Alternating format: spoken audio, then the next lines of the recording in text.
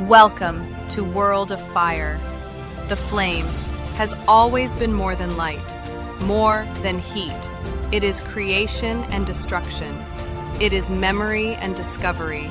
From ancient myths to modern science, from the fires that shaped history to the sparks that shape tomorrow. This is the story of fire, and I will be your guide.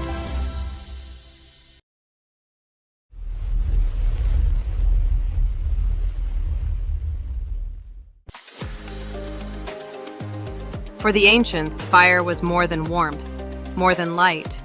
It could be a symbol, a language understood everywhere.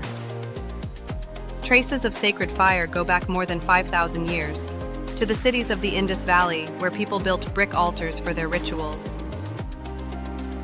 And later, around 1500 years before our era, in India, fire was given a name. It was called Agni. Agni was known as the messenger between humans and the gods. They fed him with grain, with butter, with wood, so he could carry their offerings to the heavens. In Iran and in India, Zoroastrian fire temples still stand today. Their flames must never go out. Generations of priests tend them, feed them, even keep the ashes pure, for the ashes are sacred. For them, fire is a sign of truth, of loyalty, of order. Fire was honored in many other lands too. In Mesopotamia, Gira. In Egypt, the solar heat of Ra. In Japan, Kagutsuchi. In the north, Logi and Surtur. Among the Aztecs, Xiuhtecutli, keeper of the eternal flame. In Hawaii, Pele, who gives birth to islands. For the Slavs, Svarog and Svarodic, the forge's heat and the sacred flame watched over as if it were alive. To list every cult would be impossible. There are too many. Their traces go deep, into the oldest layers of time. But in each one, the meaning was the same. Fire purifies, it connects, it reminds us that it has always burned at the center of human life.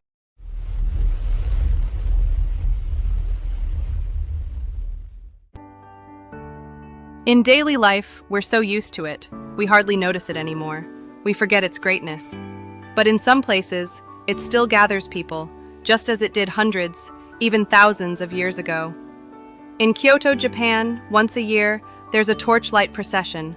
Dozens of fiery pillars move through the streets, echoing ancient rituals of cleansing and protection. I see that light carrying itself through the centuries. When you watch it, you feel the past walking alongside the present, and the old ritual still alive in the hands of those who bear the flame. In Valencia, Spain, they celebrate Las Fallas. Wooden and cardboard figures, entire sculptures and scenes, leave workshops and squares, only to become towering bonfires in a single night. Burning them isn't about destruction, it's about renewal, leaving the old behind and meeting the new with clean hands. In Iceland and Norway, at winter festivals, huge bonfires are lit to drive away the darkness and welcome the sun's return. Flaming towers collapse in showers of sparks, and the crowd greets it with shouts and songs. It's how they welcomed the sun 1,000 years ago. On the islands of Polynesia, on the eve of special celebrations, there are nighttime fire dances. Torches in the dancers' hands move in such a way that it seems the flame itself is dancing with them, retelling the ancient stories of the islands. Among the Slavs, the Kupala bonfires still live on. On the night of Even Kupala, people gather by the water, light fires, and leap over them, believing it will cleanse them of all that is unnecessary. In Africa, village bonfires are lit to mark the harvest festivals. In Latin America, the fires of the ancestors burn on nights of remembrance. They may look different, but they share the same root, fire as a sign of connection between people.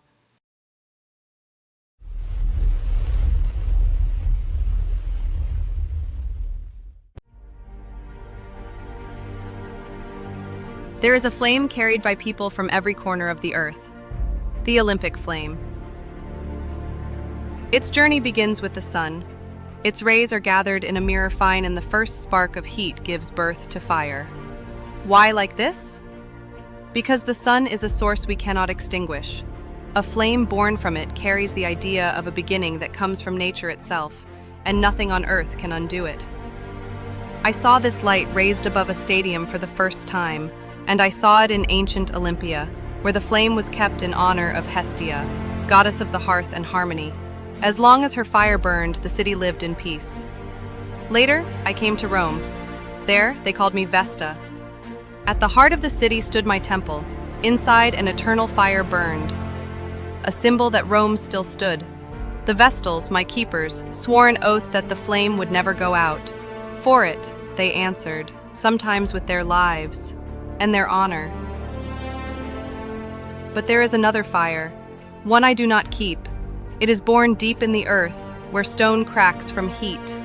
It has a keeper, my brother Vulcan. His flame bursts from rock and comes alive in metal. It roars, shakes the ground, paints the sky in red light. It can raise cities and wipe them from the face of the earth. We are different, yet we always remember each other. Sometimes he shakes the earth, sometimes I hold the light above people.